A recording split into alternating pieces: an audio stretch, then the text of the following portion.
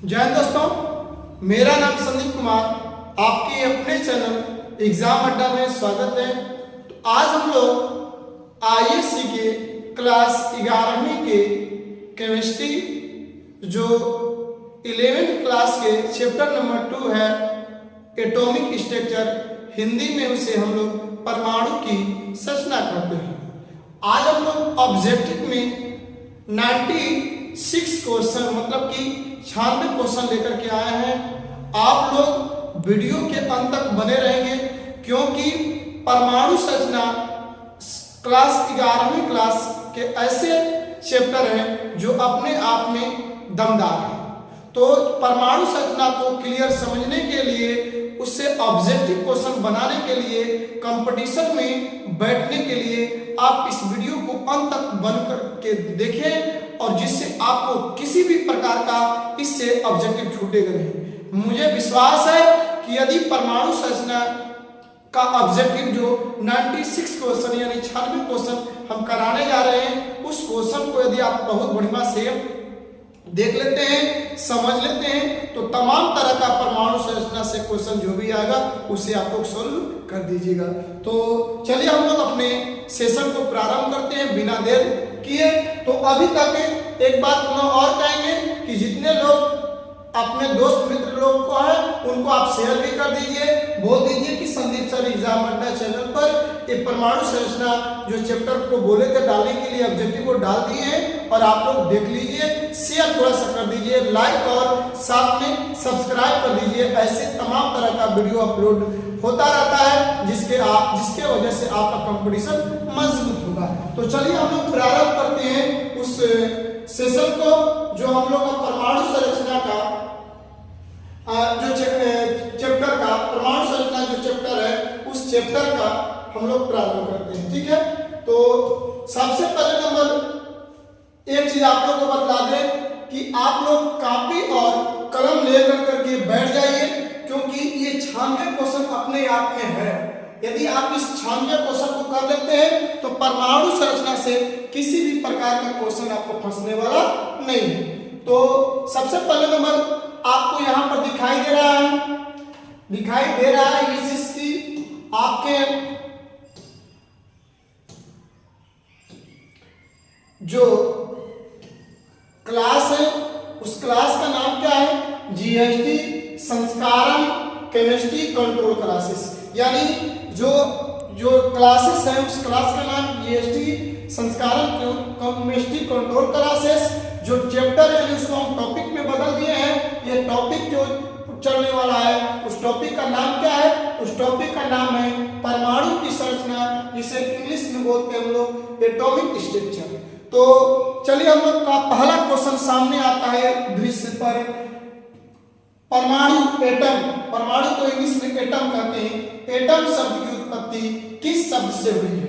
पहला क्वेश्चन हम लोग का कह रहा है कि एटम यानी परमाणु शब्द की उत्पत्ति किस शब्द से हुई है? तो आपका एक ग्रीक शब्द है, ग्रीक एक शब्द है, वर्ड है। तो हम लोग कहेंगे कि एटम यानी परमाणु किस शब्द से उत्पत्ति हुई है? तो ग्रीक शब्द, यानी एक का आंसर हो गया एक, यानी 1 का आंसर क्या हो गया? ए। तो चलिए आप लोग इस कॉपी कलम लेकर के बैठे होंगे तो लिख लीजिएगा कि परमाणु शब्द की उत्पत्ति किस शब्द से हुई है? तो ग्रीक शब्द से हुई है। क्वेश्चन नंबर हम लोग 2 देखते हैं। क्वेश्चन नंबर हम लोग 2 देखते हैं। क्वेश्चन नंबर 2 कह रहा है,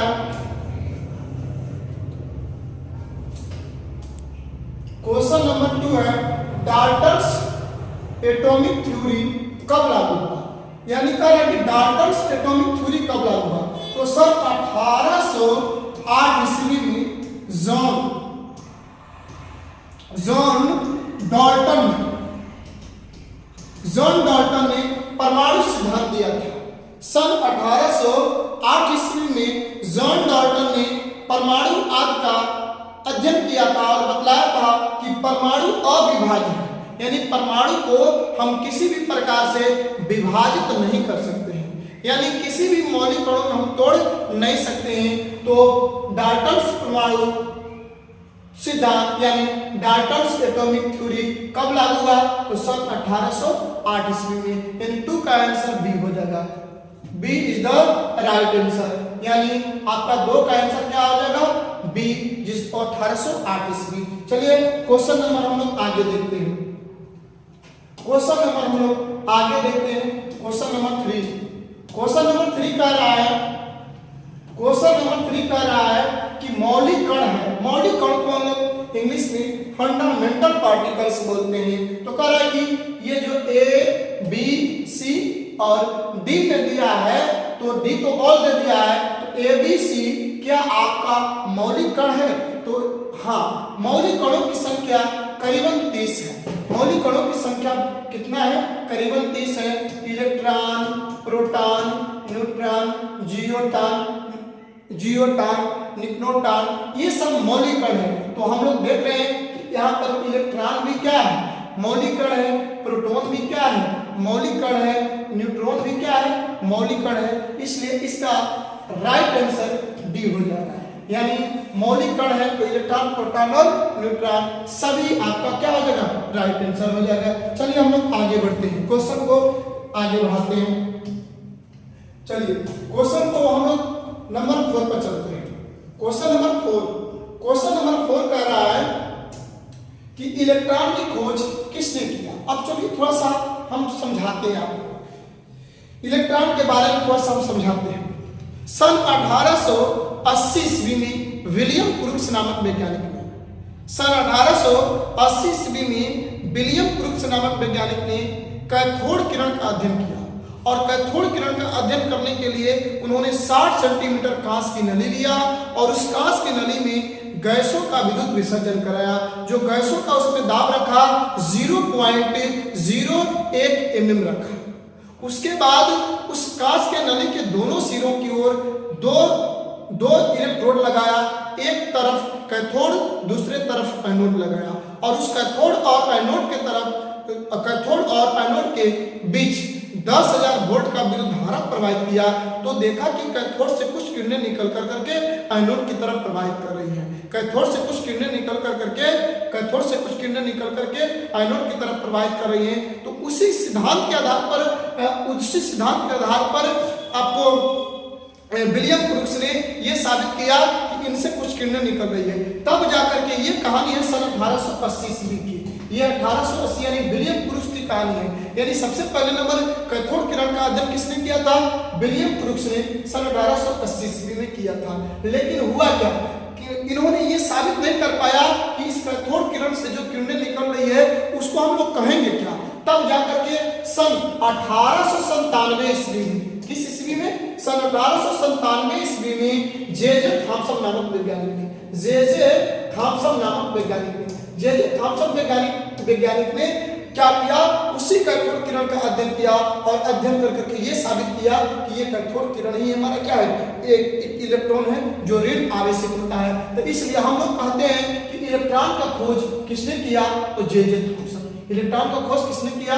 जे.जे. थॉम्सन। यानी आपका क्वेश्चन का 4th क्वेश्चन का आंसर क्या होगा? ए इज द राइट आंसर, यानी जे.जे. थॉम्सन। यानी इलेक्ट्रॉन की खोज किसने किया? जे.जे. थॉम्सन। चलिए हम लोग आगे बढ़ते हैं, क्वेश्चन को आगे बढ़ाते हैं।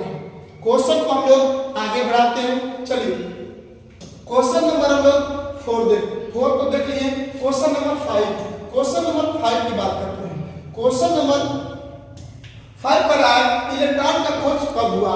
मैंने अभी बताया सन 1897 ईस्वी में जे.जे. थॉम्सन नामक वैज्ञानिक ने। हमने अभी बताया कि इलेक्ट्रॉन का खोज कब हुआ? तो सन 1897 ईस्वी में किसने किया था? जे.जे. थॉम्सन। यानी इलेक्ट्रॉन का खोज का आंसर हो जाएगा B is the right answer. यानी इलेक्ट्रॉन का खोज कब हुआ? 1897 ईस्वी में। 1897 ईस्वी में। चलिए हम लोग अब आगे बढ़ते हैं, क्वेश्चन को आगे बढ़ाते हैं। ठीक है, 5 के बाद क्वेश्चन नंबर 6 आ रहा है। क्वेश्चन नंबर 6 कर रहा है प्रोटॉन 2 बार लिख दिया गया है। प्रोटॉन का खोज किसने किया? थोड़ा सा इसको समझने का प्रयास करिएगा। देखिए सन 1880 ईस्वी में विलियम क्रूक्स ने कैथोड किरण का अध्ययन किया और उसने क्या किया, 60 सेंटीमीटर कांच की नली लिया और गैसों का विद्युत विसर्जन कराया। ये कहानी है कैथोड किरण के लिए। लेकिन सन 1886 ईस्वी में, सन 1886 ईस्वी में गोल्डस्टीन ने सन 1886 ईस्वी में एनोड किरण का अध्ययन किया। गौर करिए कि हम क्या बोले हैं कि सन 1886 ईस्वी में गोल्डस्टीन ने एनोड किरण का अध्ययन किया और एनोड किरण का अध्ययन करने के लिए सबसे पहले क्या किया वो कि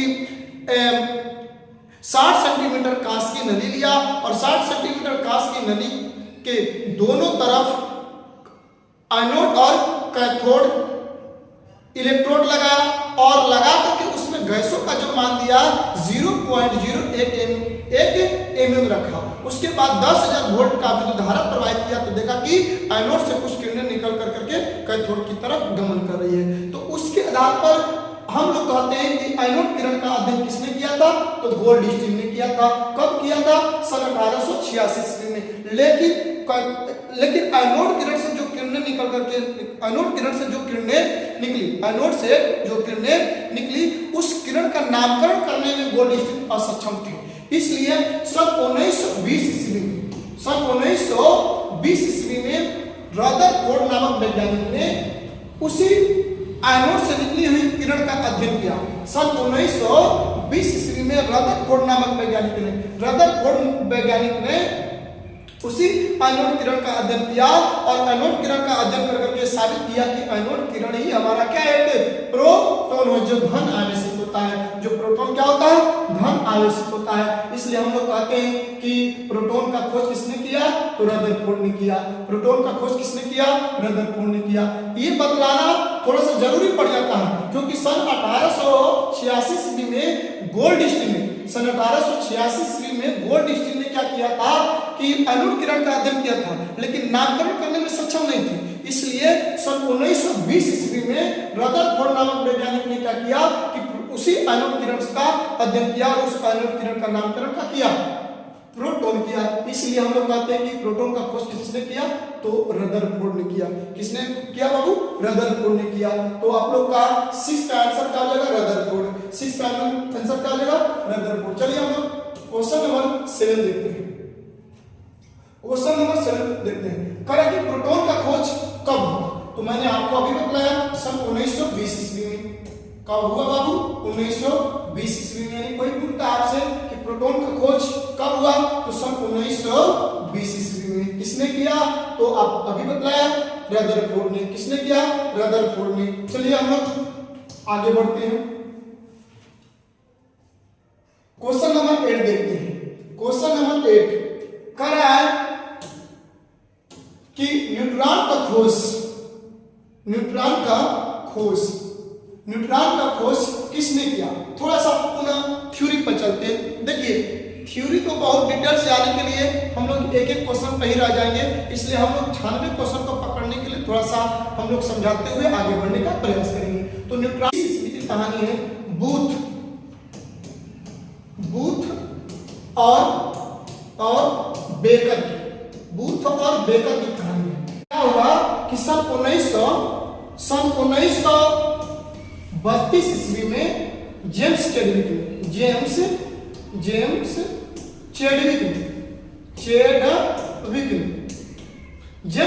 ने क्या किया कि उन्हीं अदृश्य किरणें को अपने प्रयोगों के आधार पर अध्ययन किया और उसी अदृश्य किरणें को कहा बोला कि ये न्यूट्रॉन है। क्या, जिसको हम लोग स्मॉल n द्वारा सूचित करते हैं। तो हम लोग कह सकते हैं कि न्यूट्रॉन का खोज किसने किया, तो न्यूट्रॉन का खोज हमको जेम्स चैडविक इसमें दिखाई दे रहा है, जेम्स चैडविक। चलिए हम लोग आगे बढ़ते हैं। हम लोग क्वेश्चन नंबर 9 की तरफ चलते हैं। क्वेश्चन नंबर 9 कह रहा है कि न्यूट्रॉन का खोज कब हुआ, तो सन 1932 ईस्वी में। मैंने अभी बताया जेम्स चैडविक ने किया था। न्यूट्रॉन का खोज किसने किया, जेम्स चैडविक। कब किया, 1932 ईस्वी में। चलिए हम लोग प्रारंभ करते हैं अपने सेशन को और आगे क्वेश्चन नंबर 10 देखते हैं। 10 के तरफ जाते हैं। क्वेश्चन नंबर 10 कह रहा है कि इलेक्ट्रॉन का खोज करने में विसर्जन नली में गैस था। यानी जब इलेक्ट्रॉन का खोज हो रहा था तो इलेक्ट्रॉन का खोज करते समय उसमें जो गैसों का मात्रा था, विसर्जन नली में गैसों की जो मात्रा था कितना था भाई? तो मैंने आपको कुछ समय पहले बताया 0.08 mm, 0.8 mm। जिसका आंसर आपको पता है कमेंट में पहले इसका आंसर बोल दीजिए कि इसका आंसर ये होगा, ठीक है। 10 का answer A B C D जो भी आपको लग रहा है उसका कमेंट जो आंसर सही है कर दीजिए। तो इसका 0.01 mm होगा, 0.1 mm A is the right answer. यानी इलेक्ट्रॉन का खोज करने में विसर्जन नली में गैसों की मात्रा कितनी थी? 0.01 mm। ये सब कंपटीशन के लिए मोस्ट इंपोर्टेंट है। यदि आप कंपटीशन में बैठेंगे तो ये सब क्वेश्चन देखने को जरूर मिलेगा। क्वेश्चन नंबर आप आगे देखते हैं। क्वेश्चन नंबर हम लोग आगे देखते हैं। कह रहा है कि इलेक्ट्रॉन की खोज के लिए विसर्जन नली की लंबाई थी। कह रहा है कि जब इलेक्ट्रॉन की खोज हो रहा था तो इलेक्ट्रॉन का खोज करते समय जो विसर्जन नली की लंबाई थी, ट्यूब की जो लेंथ थी वो कितना थी? तो हम लोग बाबू बोलते हैं 60 सेंटीमीटर। यानी विसर्जन नली की लंबाई कितनी होती है? 60 सेंटीमीटर। यहाँ पर कौन सा? ए इज द राइट आंसर। यानी 11 का आंसर आपका ये हो जाएगा। 11 का आंसर आपका क्या हो जाएगा बेटा? ये हो जाएगा। चलिए हम लोग आगे क्वेश्चन को देखते हैं। क्वेश्चन नंबर 12 की तरफ देखते हैं। कह रहा है इलेक्ट्रॉन की खोज के लिए विसर्जन नली किसका बना होता है? तो हमने आपको बहुत पहले बताया है कि इलेक्ट्रॉन का खोज करने के लिए बात हो या प्रोटॉन की खोज करने की बात हो, यानी कैथोड और एनोड किरण का जब अध्ययन किया गया था तो 60 सेंटीमीटर कांच की नली लिया गया था। तो इसमें आंसर हो जाएगा बेटा, तो इसमें आंसर हो जाएगा कांच की नली। यानी किसका बना होता है नली? कांच की बना होता है। किसका बना होता है? कांच का बना होता है। चलिए क्वेश्चन नंबर हम लोग आगे देखते हैं। क्वेश्चन नंबर 13 देखते हैं। क्वेश्चन नंबर 13 देखते हैं। क्वेश्चन नंबर 13 कह रहा है, क्वेश्चन नंबर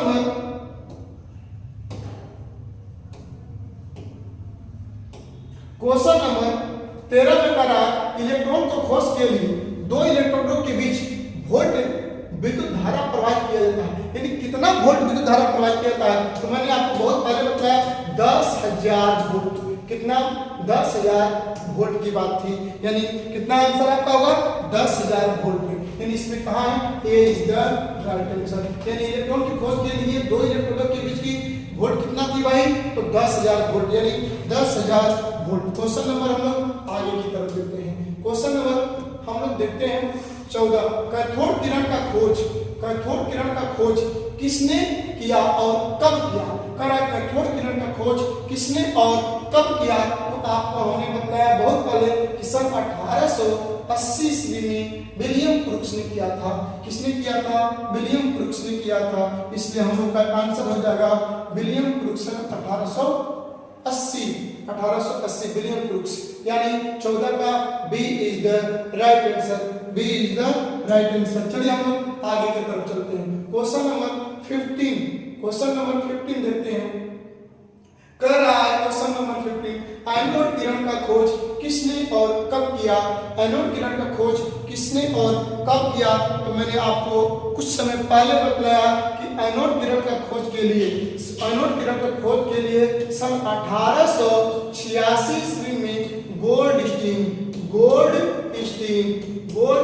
स्टीन नामक वैज्ञानिक ने, किसने? गोल्ड स्टीन नामक वैज्ञानिक ने एनोड किरण का अध्ययन किया। तो इसका आंसर हो जाएगा गोल्ड स्टीन 1886। यानी B is the right answer. B is the right answer. B is the right answer. चलिए क्वेश्चन को हम लोग आगे बढ़ाते हैं। 15 के बाद 16। यानी कह रहा है इलेक्ट्रॉन का द्रव्यमान होता है।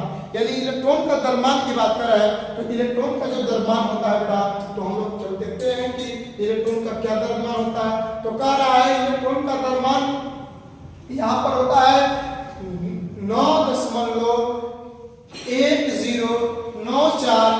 10⁻⁻31 kg। मतलब सी इज द राइट आंसर। यानी इलेक्ट्रॉन का जो द्रव्यमान होता है कितना होगा बेटा? 9.1094 × 10⁻31 kg। चलिए हम लोग आगे बढ़ते हैं। क्वेश्चन को हम लोग आगे बढ़ाते हैं। क्वेश्चन नंबर 17 कह रहा है, 17 क्वेश्चन कह रहा है कि इलेक्ट्रॉन पर आवेश होता है, तो इलेक्ट्रॉन पर इलेक्ट्रॉन का सिंबल ई होता है जिसमें ऋण आवेशित होता है, तो इसको ऋण आवेशित को हम लोग क्या बोलते हैं, नेगेटिव चार्ज, यानी सी इज द राइट आंसर। यानी इलेक्ट्रॉन पर आवेश होता है तो ऋण आवेश होता है, इलेक्ट्रॉन क्या होता है, ऋण आवेश होता है। क्वेश्चन नंबर हम लोग 18 देखते हैं, क्वेश्चन नंबर 18 देखते हैं, कह रहा है प्रोटॉन पर आवेश होता है, प्रोटॉन का सिंबल P होता है जिस पर प्लस चार्ज होता है, इसका मतलब धन आवेश हो जाएगा, यानी 18 का आंसर धन आवेश होगा बेटा, कितना होगा, धन आवेश होगा। चलिए हम लोग क्वेश्चन नंबर अब 90 की बात करते हैं, क्वेश्चन नंबर 90 की बात करते हैं, कह रहा है प्रोटॉन का द्रव्यमान होता है, तो प्रोटॉन का द्रव्यमान और न्यूट्रॉन का द्रव्यमान लगभग समान होता है, प्रोटॉन का द्रव्यमान हो या न्यूट्रॉन का द्रव्यमान हो लगभग समान होता है, तो आपका आंसर हो जाएगा 1.6272×10⁻⁻27 के जिसमें कहीं दिखाई दे रहा है, कहीं दिखा जी, C is the right answer, C is the right answer, यानी 1.6272×10⁻⁻27 केजी हो जाएगा इसका आंसर। ठीक है, तो अब हम लोग आगे बढ़ते हैं, हम लोग आगे की दुनिया में चलते हैं। क्वेश्चन नंबर हम लोग 20 देखते हैं, यानी 20, क्वेश्चन 20 की हम बात करेंगे। कह रहा है न्यूट्रॉन का द्रव्यमान होता है, तो हमने अभी बताया कि न्यूट्रॉन का द्रव्यमान और प्रोटॉन का द्रव्यमान लगभग सेम होता है, तो आप लोग देखिए इसमें दिया हुआ 1.6272 मल्टीपल 10⁻27 केजी, यानी इसका आपका आंसर हो जाएगा, आपका आंसर हो गया A is the right answer, A is the right answer. ठीक है, अब हम लोग आगे बढ़ते हैं, हम लोग आगे की दुनिया में 21 की बात करेंगे। कह रहा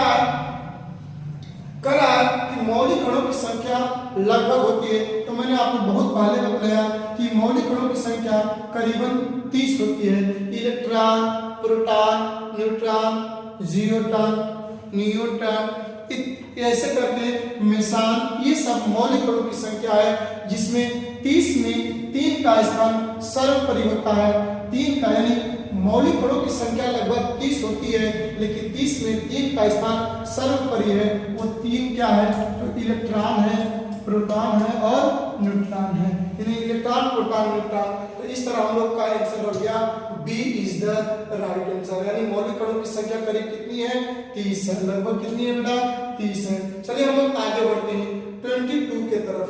क्वेश्चन नंबर 22 कह रहा है थॉमसन एटॉमिक मॉडल कब लागू हुआ, कह रहा है थॉमसन एटॉमिक मॉडल कब लागू हुआ। तो हम आपको बता दें कि अनेक वैज्ञानिकों ने अपना अपना मॉडल प्रस्तुत किया था, जिसमें हम लोग नील्स बोर का मॉडल पढ़ते हैं, रदरफोर्ड का मॉडल पढ़ते हैं, थॉमसन का मॉडल पढ़ते हैं। तो थॉमसन ने जो मॉडल दिया था सन 1904 ईस्वी में दिया था अपना मॉडल, यानी कितना ईस्वी में दिया था, 1904 में दिया था। इनका कहना था कि परमाणु का आकार एक तरबूज के आकार होता है, और उसमें जो बीच में गुथा हुआ बीज होता है वह इलेक्ट्रॉन के समान, और जो उसमें गुदा होता है, यानी उसका जो प्रत्येक भाग होता है वो धन आवेशित जो प्रोटॉन, यानी जो बीज था उसको इलेक्ट्रॉन का नामकरण किया, जो उसमें का प्रत्येक भाग था वो धन आवेशित प्रोटॉन का भाग किया, लेकिन उसमें न्यूट्रॉनों का चर्चा नहीं किया था, इसलिए थॉमसन एटॉमिक मॉडल का रूल्स को गलत माना गया। ठीक है, तो यानी थॉमसन एटॉमिक मॉडल कब लागू हुआ, तो 1904 ईस्वी में। थॉमसन एटॉमिक मॉडल कब दिया गया था, 1904 ईस्वी में। चलिए हम लोग क्वेश्चन को आगे बढ़ाते हैं। क्वेश्चन नंबर 23 करा नाभिक का खोज, नाभिक न्यूक्लियस का खोज कब हुआ। तो मेरे प्यारे बच्चे, मैं आपको बता दूं कि सन 1909 ईस्वी में रदरफोर्ड नामक वैज्ञानिक ने बतलाया था कि नाभिक क्या होता है, और बतलाया था कि नाभिक का जो शक्ति होता है वो पूर्ण रूप से सभी जगह से ज्यादा होते हैं, यानी उन्होंने नाभिक का अध्ययन किया था सन 1909 ईस्वी में रदरफोर्ड ने किया था, बतलाया था कि परमाणु का जितना शक्ति होता है, सब नाभिक में समाहित होता है, यानी केंद्र में समाहित होता है, और उसी केंद्र का नाम उन्होंने नाभिक रखा था। जब हम लोग नाभिक का अध्ययन करेंगे तो डिटेल्स करेंगे। तो अभी तक हमने जाना कि नाभिक का खोज किसने किया, तो रदरफोर्ड ने किया। किसने किया? रदरफोर्ड ने किया। कब किया? 1909 ईस्वी में किया। 1909 ईस्वी में किया। चलिए हम लोग आगे बढ़ते हैं। हम लोग आगे बढ़ते बढ़ा तो कल आए 24 क्वेश्चन। 24 नाभिक का खोज किसने किया? देखिए क्वेश्चन आ गया कि नाभिक का खोज किसने किया। नाभिक का खोज किसने किया? तो रदरफोर्ड ने किया 1909 ईस्वी में। 1909 ईस्वी में कोई बोला कि नाभिक का खोज किसने किया, तो रदरफोर्ड ने किया। कब किया?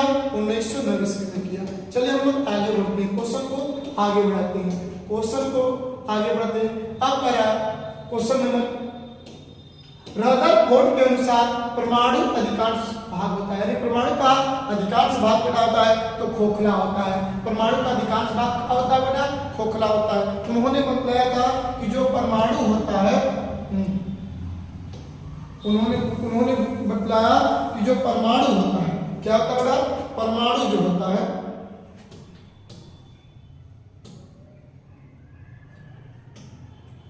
ठीक है, तो उन्होंने क्या किया, बतलाया कि जो आपका अल्फा किरणों से जब हम लोग प्रहार कराते हैं तो अधिकांश अल्फा किरणें क्या करते हैं? पार कर जाते हैं। अधिकांश अल्फा किरणें क्या करते हैं? पार कर जाते हैं। और कुछ अल्फा किरणें टकरा करके क्या करते हैं? वापस चल जाते हैं। और बहुत कम अल्फा किरणें जिस पथ से जाते हैं उसी पथ से वापस चल आते हैं। इसलिए उन्होंने ये बताया कि परमाणु का अधिकांश भाग क्या होता है? खोखला होता है। परमाणु का अधिकांश भाग तो क्या होता है? खोखला होता है। और बीच वाला भाग क्या होता है? धन आवेशित होता है, जिसको नाभिक बोला गया। यानी B is the right answer. Rutherford के अनुसार परमाणु के अधिकांश भाग होता है तो खोखला होता है। रदरफोर्ड के अनुसार परमाणु के अधिकांश भाग क्या होता है? खोखला होता है। चलिए हम लोग आगे बढ़ते हैं, क्वेश्चन को आगे बढ़ाते हैं।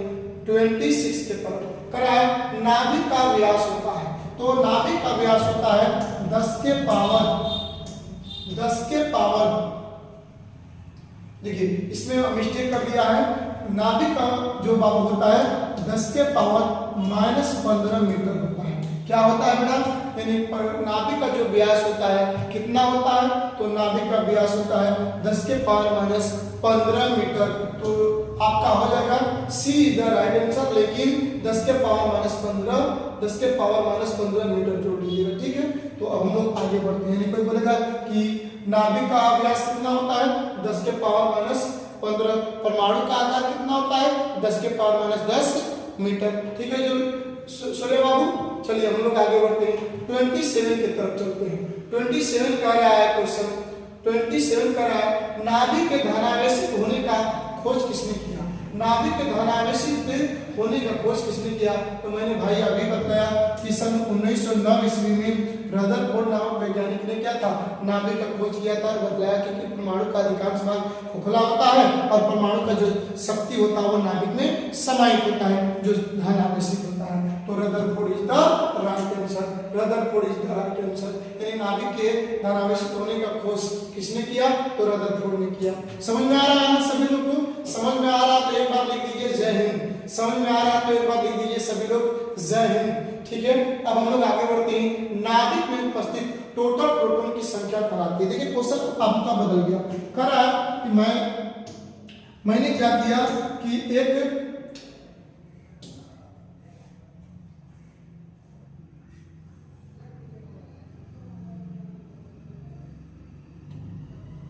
ठीक है। अब इसमें हम लोग क्या करते हैं,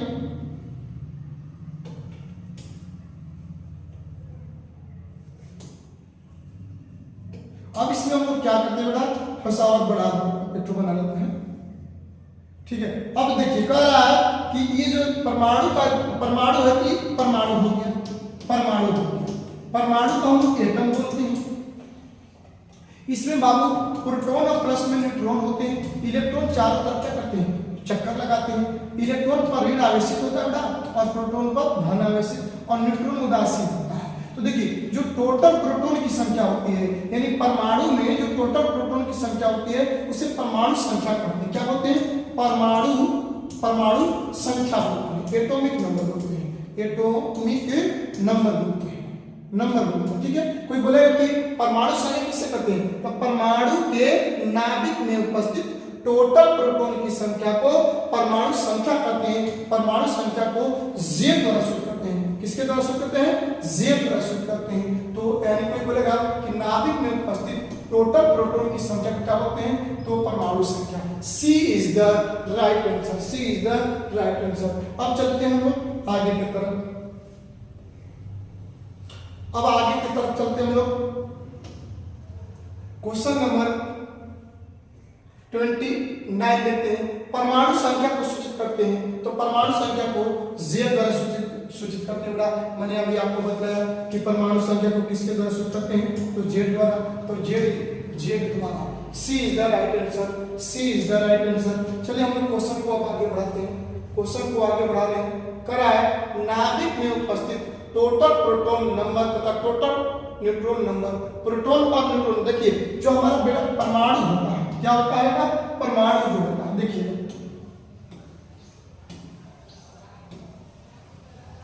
तो इसमें प्रोटॉन और प्लस में न्यूट्रॉन होता है। इलेक्ट्रॉन चारों तरफ चक्कर लगाता है। इलेक्ट्रॉन ऋण आवेशित होता है, प्रोटॉन धन आवेशित और न्यूट्रॉन उदासीन होता है। तो प्रोटॉन की संख्या और न्यूट्रॉन की संख्या को हम ऐड करते हैं तो हमारा द्रव्यमान संख्या मिलता है, यानी A is the right answer होगा। तो कोई बोलेगा कि द्रव्यमान संख्या किससे कहते हैं, तो इसको हम परमाणु बोलते हैं, परमाणु बोलते हैं, इसको एटम बोलते हैं। क्या बोलते हैं, एटम बोलते हैं। तो परमाणु के नाभिक बोलते हैं, इसको नाभिक बोलते हैं, इसको हम लोग नाभिक बोलते हैं, न्यूक्लियस बोलते हैं, नाभिक। तो कह रहा है कि परमाणु के नाभिक में उपस्थित, परमाणु के नाभिक में उपस्थित टोटल प्रोटॉन की संख्या तथा टोटल न्यूट्रॉन की संख्या के योगफल को द्रव्यमान संख्या कहते हैं। द्रव्यमान संख्या को ये द्वारा सूचित किया जाता है, द्रव्यमान संख्या को ये द्वारा सूचित करते हैं। और E बराबर होता है P प्लस M, ये बराबर होता है P प्लस M होता है। तो कोई बोलेगा कि नाभिक में उपस्थित टोटल प्रोटॉन की संख्या तथा टोटल न्यूट्रॉन की संख्या कहलाता है, तो भाई द्रव्यमान संख्या कहलाता है। अब देखिए, तो द्रव्यमान संख्या को ये दर्शित करते हैं, तो हम बोले कि द्रव्यमान ये हो गया, तो P और N को जोड़ेंगे तो हमारा क्या मिलेगा, द्रव्यमान मिलेगा, यानी A बराबर P प्लस M। तो अब इसके आधार पर हम प्रोटॉन निकाल सकते हैं, न्यूट्रॉन निकाल सकते हैं और द्रव्यमान संख्या भी निकाल सकते हैं। देखिए, जब परमाणु उदासीन होता है तब Z बराबर P बराबर E होता है, Z बराबर P बराबर E। ये हमने आपको अलग, जब हम परमाणु संख्या द्रव्यमान संख्या जब सिखा रहे थे तब हम आपको बताए थे कि ये जैसे सोडियम, तो सोडियम पर कोई प्लस नहीं है तो इसका मतलब ये उदासीन है, इसके लिए Z बराबर P बराबर E होगा। लेकिन यदि बाबू ये हमारा का प्लस हो गया तो उदासीन नहीं है, अउदासीन है, इसके लिए Z बराबर P तो होगा लेकिन E बराबर नहीं होगा, यानी इसके लिए हमारा ये लागू होगा और N के लिए हमारा क्या लागू होगा, Z बराबर P बराबर। ठीक है, तो कोई बोला कि नाभिक में उपस्थित टोटल प्रोटॉन की संख्या तथा टोटल न्यूट्रॉन की संख्या का कहलाता है तो द्रव्यमान संख्या। क्या कहलाता है, द्रव्यमान संख्या। चलिए हम लोग आगे बढ़ते हैं। क्वेश्चन नंबर देखते हैं 21 देखते हैं। 21 का रहा है कि द्रव्यमान संख्या को किसके द्वारा सूचित करते हैं, तो जो द्रव्यमान संख्या जो द्रव्यमान संख्या होता है, द्रव्यमान संख्या जो होता है तो द्रव्यमान संख्या को A द्वारा सूचित करते हैं। किसके द्वारा, A is the right answer, A द्वारा। द्रव्यमान संख्या किसके द्वारा, A द्वारा सूचित करते हैं। चलिए हम आगे बढ़ते हैं। हम प्रयास कर रहे हैं कि थोड़ा तेजी में बढ़े, लेकिन तेजी में बढ़ करके क्या कर सकते हैं, जब समझ में नहीं आएगा तो थोड़ा दिक्कत हो सकता है, तो इसलिए हम लोग समझते चलेंगे। अब देखिए, कर रहा है कि 22 क्वेश्चन करा, कार्बन परमाणु के समस्थानिक होते हैं, तो कार्बन परमाणु के 3 समस्थानिक बेटा होते हैं। कितने समस्थानिक होते हैं, 3। पहला क्या हो जाएंगे, प्रोटियम, दूसरा क्या हो जाएंगे, ड्यूट्रियम, तीसरा क्या हो जाएंगे, ट्राइटियम। तो यानी आपका कितना आंसर होगा, 3। C is the right answer, C is the right answer, C is the right answer, C is the right answer. चलिए क्वेश्चन नंबर हम लोग आगे बढ़ते हैं। कह रहा है सोडियम में न्यूट्रॉनों की संख्या होता है। मेरे प्यारे बच्चे, सोडियम का संकेत N होता है और परमाणु संख्या क्या होता है, 11 होता है। तो आपको पता होगा कि जब परमाणु उदासीन होता है तो Z बराबर P बराबर E, तो Z का मान कितना दे दिया है, 11 दे दिया है, तो P का मान भी कितना होगा, 11, और E का मान भी होगा 11। ठीक है, तो अब देखिए, इसमें जो सोडियम का द्रव्यमान होता है 23 होता है तो हम लोग को जानकारी है कि ए बराबर पी प्लस एन होता है, ए का मान ऊपर होता है, ए का मान ऊपर होता है, तो ए का मान 23 हो गया, पी का मान कितना दे दिया है 11 अब प्लस एन, तो ये प्लस से इधर आएगा तो माइनस, यानी 23 माइनस 11 बराबर क्या हो जाएगा, 23 में से 11 घटेगा तो कितना हो जाएगा 12 बराबर एन। यानी देखिए तो इसमें 12 आंसर दिया है, हम 12, C is the right answer, C is the right answer. यानी सोडियम में न्यूट्रॉनों की संख्या क्या होगा, तो आपका 12 आंसर हो जाएगा। चलिए आप लोग 23 में एक को आंसर बता दीजिएगा, बोल दीजिएगा सी ए 20 और 40, 20 और 40 में न्यूट्रॉन बराबर होगा, आप बता दीजिएगा सीए में न्यूट्रॉनों की संख्या क्या होगा। चलिए तो सोडियम में न्यूट्रॉनों की संख्या क्या होगा 12 इज द राइट आंसर। चलिए हम लोग आगे बढ़ते हैं 34 में, इनमें कौन सा न्यूट्रॉनिक्स है, इनमें कौन सा न्यूट्रॉनिक्स है, कह रहा है सम न्यूट्रॉनिक्स। तो देखिए सम न्यूट्रॉनिक्स का मतलब क्या होगा, कार्बन हम लोग क्या करते हैं देख लेते हैं पहले क्वेश्चन को, सी और ओ, इसका कितना ऑर्डर था 6 दिया, इसमें 8 दिया है, ठीक है। तो अब इसमें कितना दिया 14 दे दिया है और इसमें 16 दे दिया है, तो Z बराबर P बराबर ही, Z बराबर P बराबर ही, इसमें Z का मान 6 तो P का मान भी क्या 6 और E का मान भी 6, इससे तो कोई मतलब नहीं, लेकिन बता रहे हैं 8, इसमें भी 8 हो जाएगा, इसमें भी 8। अब देखिए तो इसमें A बराबर क्या है P प्लस N, इसमें A का मान कितना है 14 बराबर P का मान कितना दे दिया भाई 6 दे दिया प्लस N, तो 14 माइनस 6 बराबर N, तो 14 में से 6 घटेगा तो कितना बचेगा 8, कितना बचेगा 8। अब देखते हैं इसमें देख लेते हैं, तो इसमें भी तो A बराबर क्या होता है P प्लस N होता है, A का मान कितना दे दिया 16 और P का मान दे दिया है 8 प्लस N, ये प्लस इधर आएगा तो माइनस, यानी 8 माइनस 8 बराबर क्या 8 में से 8 घटा तो 8 बराबर है। देखिए इसमें N का मान 8 और इसमें भी N का मान 8, यानी जिसमें न्यूट्रॉनों की संख्या क्या होता है समान होता है उसे सम न्यूट्रॉनिक्स बोलते हैं। तो इसमें भाई हमको लगा कि A is the right answer, A ही हमारा आंसर होगा, ठीक है। अब आप निकालिएगा तो क्या होगा गड़बड़ होगा, देख लीजिएगा निकाल करके आपको गड़बड़ होगा, ठीक है। चलिए हम लोग यानी कोई बोले इनमें कौन सा न्यूट्रॉनिक्स है, तो A is the right answer, ठीक है। अब आप इसमें चलते हैं आगे बढ़ते हैं 35, विद्युतीय चुंबकीय विकिरण का खोज कौन किया, करा विद्युतीय चुंबकीय विकिरण का खोज कौन किया। तो भैया आपको बता दें कि जेम्स मैक्सवेल ने, किसने किया था जेम्स मैक्सवेल ने, यानी आपका आंसर क्या हो जाएगा, आपका आंसर हो जाएगा जेम्स मैक्सवेल, यानी विद्युतीय चुंबकीय विकिरण का खोज किसने किया था जेम्स मैक्सवेल ने, ठीक है। अब हम लोग आगे बढ़ते हैं क्वेश्चन को आगे बढ़ रहे हैं, ठीक है।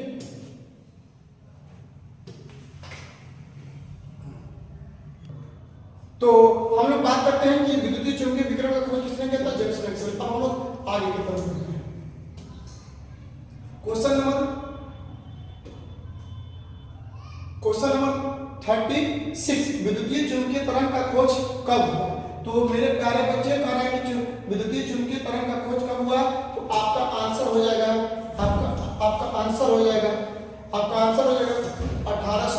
1870 ईस्वी में। कितना ईस्वी में 1870 ईस्वी में, सी इज द राइट आंसर। अब हम लोग आगे बढ़ते हैं क्वेश्चन को, यानी 37 की तरफ करा, 2 लगातार शीर्ष और 2 लगातार गर्त के बीच की दूरी को कहते हैं। मान लीजिए बेटा कि हम लोग क्या करते हैं, ठीक है, तो यहां से हम तरंग लेते हैं, ठीक है। तो देखिए ऊपर वाला को हम शीर्ष बोलते हैं,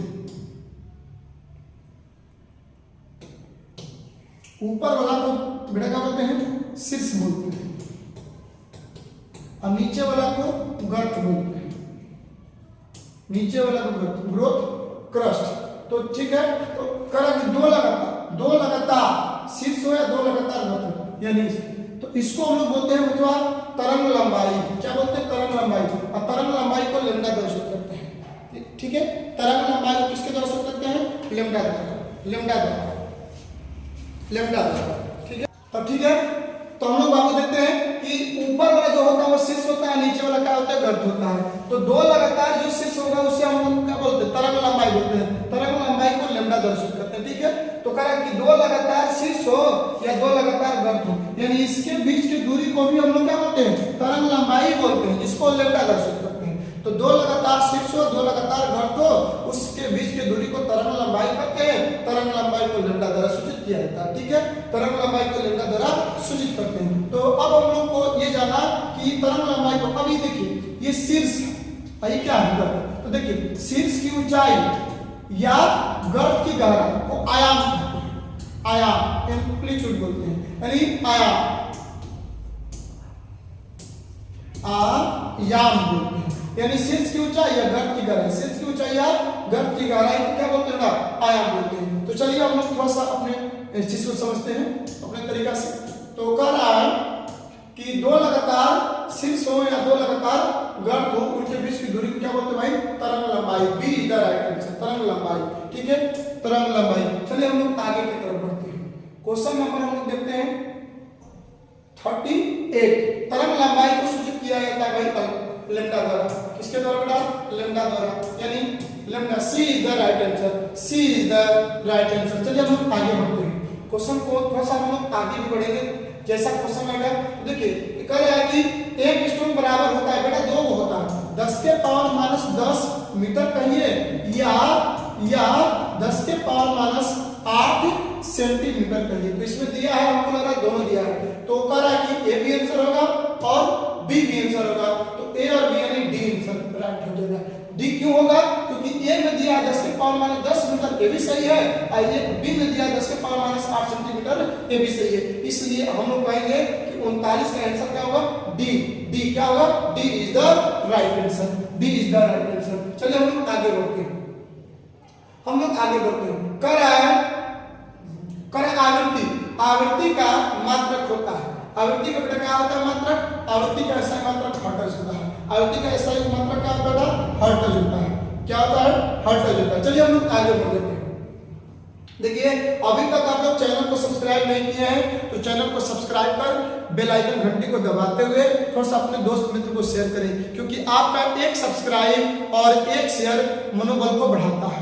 तो यदि अभी तक चैनल को सब्सक्राइब नहीं किए हैं, जो रेड कलर का बटन दिखाई दे रहा है उसे सब्सक्राइब कर बेल आइकन घंटी को दबाते हुए थोड़ा सा अपने ग्रुप में शेयर कर दीजिए। ठीक है, चलिए हम लोग अब आगे बढ़ते हैं। कह रहा है किस तरंग का लंबाई, यानी कह रहा है किसी तरंग का लंबाई क्या है, किसी तरंग का लंबाई 10 के पावर माइनस 10 मीटर है, तो उसकी तरंग की आवृत्ति क्या करें। तो देखिए एक चीज ध्यान दीजिएगा, तो सी बराबर होता है, सी बराबर होता है न्यू गुणे लेम्डा।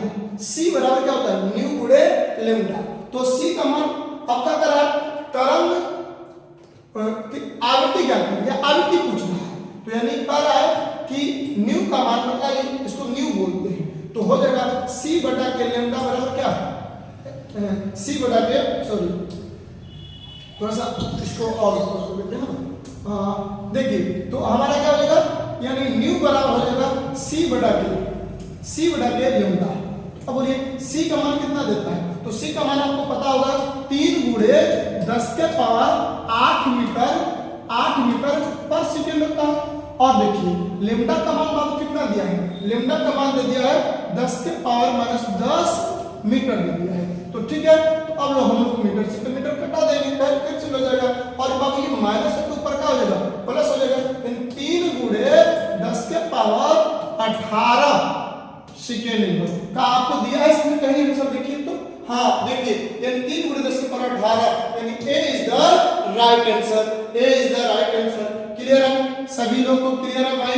यदि क्लियर है तो चैनल को सब्सक्राइब नहीं किए हैं तो चैनल को सब्सक्राइब कर दीजिए। ठीक है, कर रहा है तरंग संख्या को सूचित करते हैं बाबू न्यू बार द्वारा। तरंग संख्या को किसके द्वारा करते हैं, न्यू बार द्वारा। तो B is the right answer, B is the right answer. चलिए अब क्वेश्चन कर रहा है एजी की संयोजकता होती है। मेरे प्यारे बच्चे, एजी का एटॉमिक मास 47 होता है, 47। तो इसका हो जाएगा 2 8 18 18 पर 1 होगा 18 गुना 36 10 46 1 47। तो इसके 72 कक्ष में मेरे प्यारे बच्चे कितने हैं, 1 इलेक्ट्रॉन है। तो 1 इलेक्ट्रॉन को क्या करेगा, त्याग देगा। जब 1 इलेक्ट्रॉन को त्याग देगा तो उसकी संयोजकता 1 हो जाएगी। यानी एजी की संयोजकता कितना हुआ? 1 हुआ। एजी की संयोजकता बेटा कितना हुआ? 1 हुआ। चलिए हम लोग क्वेश्चन को आगे बढ़ाते हैं। क्वेश्चन को आगे कर रहा है क्वेश्चन को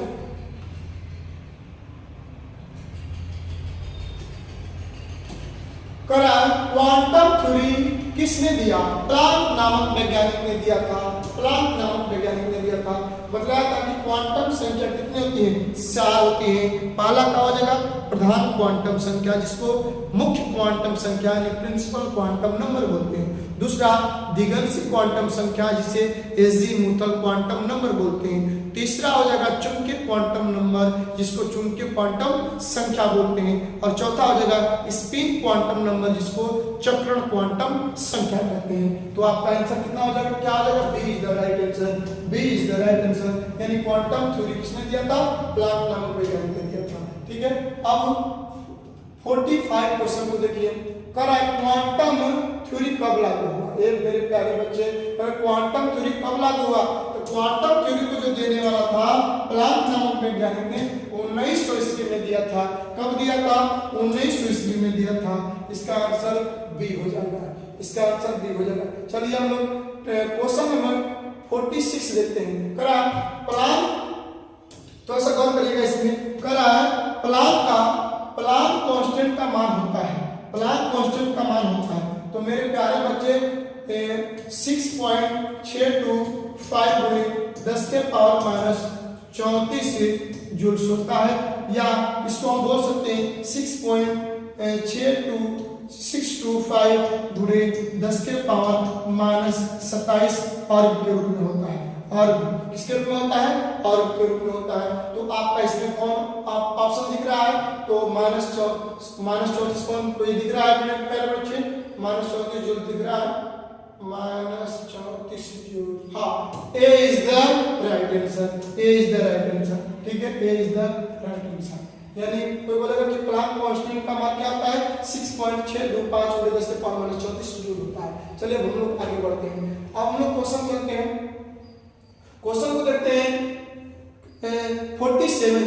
करेक्ट, यदि विविध भारतीय स्टेशनों का आवृत्ति 1.55 किलो HZ है तो तरंग लंबाई ज्ञात करें। तो तरंग लंबाई को देखिए, हमने आपको बताया C बराबर क्या होता है मेरे प्यारे बच्चे? न्यू गुणे लैम्डा। क्या होता है सुनिए बाबू? न्यू गुणे लैम्डा होता है। तो अब क्या पूछ रहा है? तरंग लंबाई। तो लैम्डा बराबर क्या होगा? C बटा के न्यू। तो C का मान थोड़ा सा बता दीजिए। तो C का मान क्या हो जाएगा? तो C का मान हो जाएगा 3 गुणे 10 के पावर 8 मीटर पर सेकेंड होता है। और न्यू का मान क्या दिया है? तो न्यू का मान दिया है 1.55 गुणे, देखिए के न दिया है बेटा, तो के का मतलब कि 10 के पावर 3 HZ हो जाएगा। अब देखिए अब होगा क्या? अब हम लोग का होगा इसमें कि जो आप देख रहे हैं प्लस में ऊपर जाएगा तो क्या हो जाएगा? माइनस, यानी 3 गुणे 10 के पावर 8 माइनस 5 अब बटे में 1.3 और हो जाएगा आपको। हाँ, जब बदलेगा तो मीटर में बदल जाएगा। तो मीटर में बदल जाएगा बेटा, तो हो जाएगा आपको मीटर के रूप में। अब देखिए 3 को यदि 1.5 से डिवाइड करिएगा तो 2 गुणे 10 के पावर 8 में से 5 घटेगा तो कितना? सॉरी 3 है मेरे प्यारे बच्चे, यहाँ पर 3 लिखिएगा। 3 है, 3 क्योंकि ये माइनस प्लस में ऊपर लेगा तो माइनस होगा। तो 8 में से 3 घटेगा तो कितना हो जाएगा? तो 8 में से 3 घटेगा तो 5, जो क्या हो जाएगा? प्लस के ऊपर जाएगा। तो 2 गुणे 10 के पावर प्लस 5 मीटर कहीं दिया है क्या आंसर? हाँ, B is the right answer. B is the right answer. B is the right answer. चलिए क्वेश्चन नंबर 48 देखते हैं। 48 देखते हैं। क्या देखते हैं मेरे प्यारे बच्चे? 48 करा उत्सर्जित प्रकाश की तरंग लंबाई 700 पिकोमीटर है तो इस विकिरण की आवृत्ति ज्ञात करें। मेरे प्यारे बच्चे अभी अब आपको बता दें कि C बराबर होता है न्यू गुणे लैम्डा। C का मान कितना होता है? तो अब देखिए क्या पूछ रहा है आवृत्ति में, तो न्यू बराबर क्या c बटा के लेमडा हो जाए। तो c का मान आपको अभी होता है 3 गुणे 10 के पावर 8 मीटर पर सेकेंड होता है। और लेमडा का मान क्या होता है, तो लेमडा उत्सर्जित प्रकाश की तरंग लंबाई, हाँ लंबाई, तो तरंग लंबाई कितना दिया है 700 पिको का मान 10 के पावर -12 मीटर, ठीक है। तो ये माइनस है ऊपर जाएगा तो क्या हो जाएगा प्लस, यानी 3 बटा के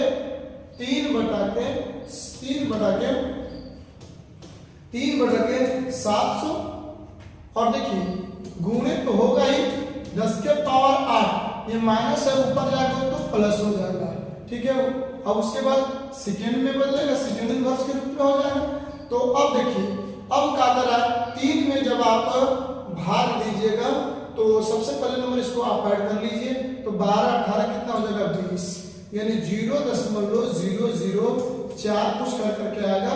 तो जब आप 3 को हटाइएगा तो पॉइंट यानी 4.28 गुणे 10 के पावर 17 सेकेंड इनवर्स में B is the right answer. गुणा करके देखिएगा तो B is the right answer आ जाएगा, बी आंसर आ जाएगा, ठीक है।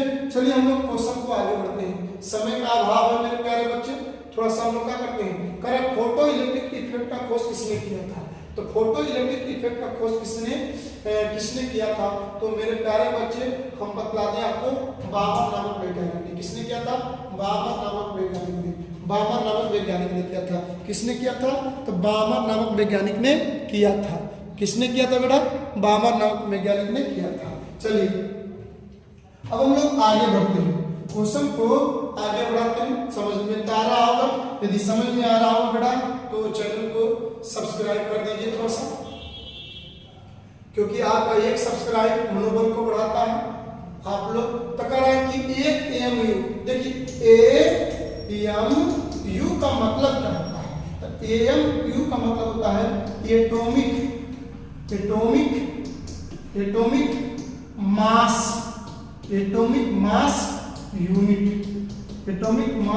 यूनिट, यानी कर रहा है कि एक एएमयू किसके बराबर होता है, तो इसमें दिया होगा 1.66 गुणे 10 के पावर -24 ग्राम, देखिए दिया है।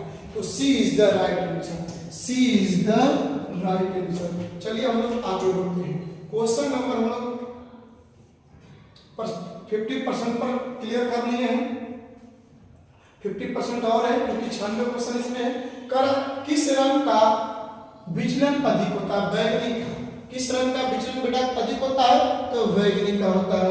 किस रंग का विचलन सबसे अधिक होता है, बैगनी का होता है। चलिए क्वेश्चन नंबर कर रहा है कि ये सब कंपटीशन के लिए मोस्ट इंपोर्टेंट है, आपको आज नहीं बेटा कल दिन समझ में आएगा कि संदीप सर ने जो ऑब्जेक्टिव क्वेश्चन कराए थे वो क्या था, एकदम बहुत जरूरी था। तो करें किस रंग का तरंग लंबाई अधिक होता है, तरंग लंबाई लाल का, यानी क्या आंसर हो जाएगा, लाल हो जाएगा, रेड हो जाएगा। चलिए हम लोग आगे बढ़ते हैं, क्वेश्चन को कर रहा है 53 हाइड्रोजन परमाणु का उत्सर्जन वर्णपट कौन दिया था। कह रहा है कि हाइड्रोजन परमाणु का उत्सर्जन वर्णपट कौन दिया था, तो हाइड्रोजन हार्टज नामक वैज्ञानिक ने दिया था। क्या दिया था बेटा, हार्टज नामक वैज्ञानिक ने दिया था। किसने दिया था, हार्टज नामक वैज्ञानिक ने दिया था। चलिए हम लोग आगे बढ़ते हैं, चलिए क्वेश्चन को हम लोग आगे बढ़ाते हैं। करा हाइड्रोजन परमाणु का उत्सर्जन वर्णपट कब लागू हुआ। कर रहा है कि हाइड्रोजन परमाणु का उत्सर्जन वर्णपट कब लागू हुआ था, 1885 में ऑप्शन दिया होगा 1885। C is the right answer, C is the right answer, ठीक है। हम लोग आगे बढ़ते हैं। यदि अभी तक चैनल को सब्सक्राइब नहीं किए हैं तो चैनल को सब्सक्राइब कर बेल आइकन घंटी को दबा दें, जिससे आपका एक सब्सक्राइब मनोबल को बढ़ाता है। करा रीड वर्ग का मान होता है मेरे प्यारे बच्चे, रीड वर्ग का मान होता है 1097 आर होता है, इसमें दिया है 1097 B is the right answer, B is the right answer. चलिए हम लोग क्वेश्चन नंबर 56 को देखते हैं। कह रहा है इलेक्ट्रॉन का द्वैत प्रकृति का अध्ययन किसने किया था, तो सबसे पहले डी ब्रोगली ने बताया था कि इलेक्ट्रॉन तरंग और कण दोनों होता है। इलेक्ट्रॉन का जो गुण होता है तरंग और कण दोनों का होता है। तो ए इज द राइट आंसर, यानी इलेक्ट्रॉन का द्वैत प्रकृति का अध्ययन किसने किया था? डी ब्रोगली ने किया था। किसने किया था? डी ब्रोगली ने किया था। चलिए क्वेश्चन नंबर हम लोग चलते हैं 57 पर। डी ब्रोगली समीकरण होता है, तो मेरे प्यारे बच्चे डी ब्रोगली समीकरण के लिए हम लोग बात करते हैं तो लैम्डा बराबर होता है h by M C, h by M C, और लैम्डा बराबर होता है h by M V, h by M V होता है, h बाई एम भी होता है। अब थोड़ा सा समझने का प्रयास करिएगा आप लोग, क्या समझने के लिए? तो यहाँ पर जो वेग होता है वो c को भी व्यक्त करता है और v को भी व्यक्त करता है।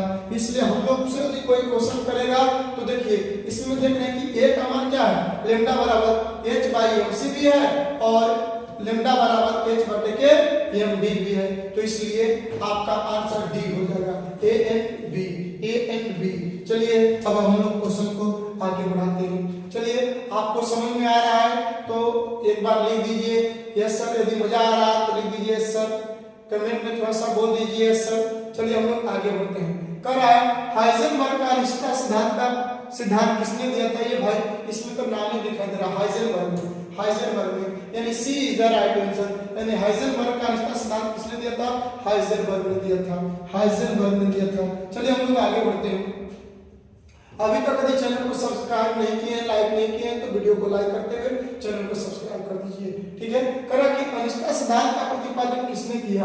अनिश्चितता सिद्धांत का प्रतिपादन बेटा किसने किया? अनिश्चितता सिद्धांत का प्रतिपादन किसने किया? तो इसमें दिया है हाइजेनबर्ग ने नहीं किया, मैक्सवेल ने नहीं किया, प्लैंक ने नहीं किया, बामर, यानी इसका आंसर बामर हो जाएगा। B, C is the right answer, C is the right answer, C is the right answer. चलिए हम लोग आगे बढ़ते हैं, यानी क्वेश्चन नंबर 60 देखते हैं। 60 पर हम लोग आ गए हैं, 60 पर आगे करें। अनिश्चितता सिद्धांत का प्रतिपादन कब हुआ? अनिश्चितता सिद्धांत का प्रतिपादन कब हुआ? ए भाई 1927 इसमें क्लियर दिखाई दे रहा है, B is the right answer. यानी कोई बोलेगा अनिश्चितता सिद्धांत का प्रतिपादन, अनिश्चितता सिद्धांत का प्रतिपादन कब हुआ? तो 1927 ईस्वी में हुआ, 1927 ईस्वी में हुआ। चलिए हम लोग आगे बढ़ते हैं। 61 का बोला नील्स बोर। भाई नील्स बोर का परमाणु मॉडल कब लागू हुआ? मैंने आपको बताया था कि मॉडल कई वैज्ञानिकों ने दिया था, थॉमसन ने दिया था, रदरफोर्ड ने दिया था। रदरफोर्ड ने कब दिया था? तो 1909 ईस्वी में दिया था। थॉमसन ने कब दिया था? 1904 में दिया था। और नील्स बोर ने कब दिया था? 1913 ईस्वी में दिया था। इसमें ऑप्शन दिया होगा नील्स बोर का परमाणु मॉडल कब लागू हुआ? 1913, यानी B is the right answer, B is the right answer बेटा, B is the right answer. चलो समझ में आ रहा है, मजा आ रहा है, मजा आ रहा है तो एक बार लिख दो जय हिंद, यस सर बोल दो बेटा। चलिए कर रहा इलेक्ट्रॉन उन्हीं कक्षाओं में घूमता है जिनका संवेग बेटा h बटे के 2 पाई होता है, जिनका संवेग बेटा h बटे के 2 पाई होता है। तो कर इलेक्ट्रॉन उन्हीं कक्षाओं में घूमता है जिनका संवेग क्या होता है? h बटे के 2 पाई। तो इसमें दिया है h बटे के 4 पाई, गलत है, h बटे के 2। हाँ बेटा तो B is the right answer, B is the right answer. Clear है? देखिए आपके लिए हम क्या कर रहे हैं, ऑब्जेक्टिव क्वेश्चन बना रहे हैं कि किसी तरह आप यहाँ से निकले, कंपटीशन में जाए बैठे तो कंपटीशन आपका अच्छा से अच्छा निकल सके। इसलिए मैं चाहूंगा कि अभी तक वीडियो को शेयर नहीं किए हैं तो वीडियो को शेयर एक बार जरूर कर दें, ठीक है, और दुलार प्यार देते हुए चैनल को आगे बढ़े, ठीक है। तो करा क्वेश्चन करा पॉली, इसको हम लोग बोलते हैं पॉली का अपवर्जन सिद्धांत कब लागू हुआ? तो मेरे प्यारे बच्चे पॉली का जो अपवर्जन सिद्धांत हुआ था 1925 में लागू हुआ था। कब लागू हुआ था? 1925 ईस्वी में। चलिए हम लोग क्वेश्चन को आगे बढ़ते हैं। करा 64 को देख रहे हैं। अपवर्जन सिद्धांत के अनुसार नियंत्रित होता है बेटा इलेक्ट्रॉन नंबर, हाँ इलेक्ट्रॉन बेटा इसका आंसर हो जाएगा इलेक्ट्रॉन।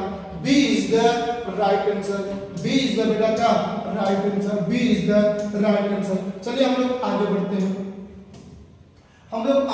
क्वेश्चन को 65 की तरफ। सेल पूछ रहा है, क्या कुछ बोल रहा है बेटा?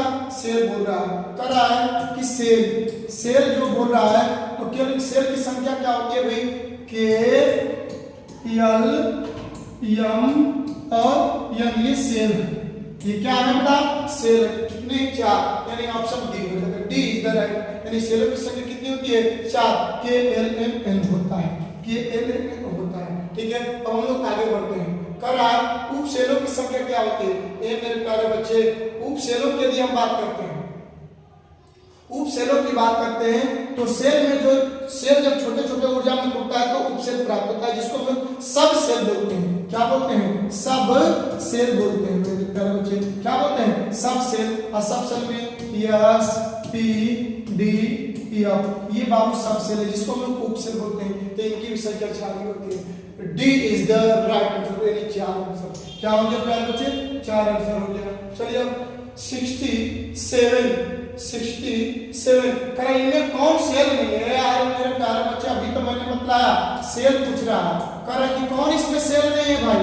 तो भैया ये देखो, ये सॉरी आप यहाँ पर देखो K L M और M, ये भाई सेल है, सेल है। तो इसका मतलब कि K भी सेल है, L भी सेल है, M भी सेल है। तो इसका मतलब C is the right answer. यानी आपका क्या बोलते हैं इनमें कौन सेल नहीं है? तो S, क्योंकि S सेल नहीं, S क्या है? उप सेल है मेरे प्यारे बच्चे। S क्या है? उप सेल है। इसलिए कौन सा आंसर इसमें होगा? C is the right answer, C is the right answer. अब हम लोग आगे बढ़ते हैं। 68 बोल रहा करा आधुनिक वैज्ञानिकों ने इलेक्ट्रॉन की स्थिति को बतलाने के लिए कितने क्वांटम नंबर का प्रयोग किया? मैंने बाबू अभी कुछ समय पहले बताया कि प्लांक ने 4 क्वांटम नंबर दिया था। पहला प्रिंसिपल क्वांटम नंबर, दूसरा दिगंशी क्वांटम नंबर, तीसरा चुंबकीय क्वांटम नंबर और चौथा स्पिन क्वांटम नंबर। यानी 4, यानी प्रधान क्वांटम संख्या, दिगंशी क्वांटम संख्या, चुंबकीय क्वांटम संख्या और चक्रण क्वांटम संख्या 4 दिया था। इसलिए इसका आंसर हो गया क्या? D is the right answer. 4 answer हो गया। ठीक है, 4 आंसर हो गया। चलिए हम लोग आगे बढ़ते हैं।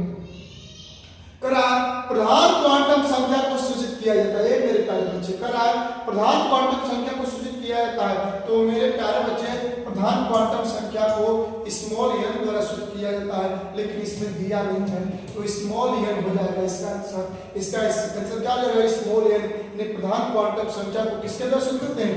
स्मॉल n द्वारा। स्मॉल n द्वारा प्रधान को प्रिंसिपल क्वांटम नंबर यानी मुख्य क्वांटम नंबर भी कहा जाता है। अब हम लोग आगे बढ़ते हैं 70 क्वेश्चन की तरफ। अब हम लोग का 30 क्वेश्चन और बचा हुआ है। इलेक्ट्रॉन के कक्षक की आकार, इलेक्ट्रॉन के कक्षक की आकार का माप होता है। करार इलेक्ट्रॉन के कक्षक का आकार बेटा क्या होता है? तो इसमें दिगंशी कहीं दिया है क्या? दिगंशी, थोड़ा सा मिस्टेक किया है। दिगंशी एजीमुथल, एजीमुथल मेरे प्यारे बच्चे। Azimuthal quantum number B is the right answer. B is the right, यानी इलेक्ट्रॉन के कक्षक की आकार कौन बतलाता है? बी इज दिगंशी क्वांटम नंबर। अब हम लोग आगे की तरफ बढ़ते हैं। 71 के तरफ चलते हैं। 71 के तरफ बेटा देखते हैं। करा है दिगंशी क्वांटम संख्या को सूचित किया जाता है। दिगंशी को स्मॉल n द्वारा बेटा, स्मॉल n यानी small c is the right answer. c is the right answer बेटा, c is the right answer. चलो हम लोग 72 के तरफ देखते हैं। करा दिगंशी क्वांटम संख्या का मान होता है मेरे प्यारे बच्चे। दिगंशी क्वांटम संख्या जो होता है ना वो n के मान पर निर्भर करता है। तो इसमें बदलाव कौन हो सकता है? तो 0 to n-1 होता है। तो कहाँ इसमें 0 to n? C is the right answer, क्योंकि दिगंशी क्वांटम संख्या मेरे प्यारे बच्चे प्रधान क्वांटम संख्या पर निर्भर करता है। प्रधान क्वांटम संख्या पर निर्भर करता है, यानी C is the right answer. अब हम लोग आगे बेटा बढ़ते हैं। हम लोग 73 की तरफ देखते हैं। 73 की तरफ देखते हैं। करा कौन क्वांटम नंबर सेल में उपसेल को बतलाता है? ये मेरे प्यारे बच्चे करा कि कौन क्वांटम नंबर में उपसेल को बतलाता है? 12+1 इसमें दिगंशी कहीं दिया है क्या मेरे प्यारे बच्चे? दिगंशी उपसेल को क्या बतलाता है? दिगंशी क्वांटम संख्या। चलिए हम लोग आगे बढ़ते हैं। हम लोग आगे की तरफ बेटा देखते हैं। हम लोग का रहा क्वेश्चन नंबर 24 का रहा चुंबकीय क्वांटम नंबर का मान होता है। चुंबकीय क्वांटम नंबर का मान होता है।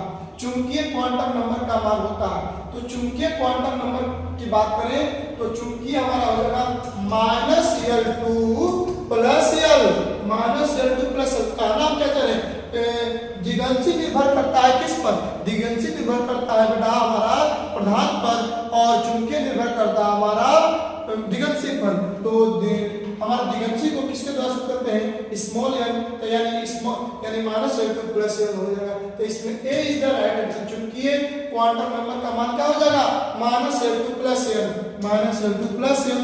चलिए हम लोग आगे बढ़ते हैं, देखिए हम थोड़ा सोच रहे हैं कि फास्ट चलें, इसलिए फास्ट चलने का प्रयास कर रहे हैं कि यदि नहीं चलेंगे तो 96 क्वेश्चन नहीं हो पाएगा, कैसे कि समय का भी बचत करना है। और चलिए हम लोग चलते हैं 75 क्वेश्चन पर, यानी 25। करा ऑर्बिटल का मान होता है, ऑर्बिटल का मान होता है, ये भाई करा ऑर्बिटल का मान होता है, तो ऑर्बिटल का मान 12 प्लस 1 होता है मेरे प्यारे बच्चे, 12 प्लस 1 होता है। तो इसमें B is the right answer.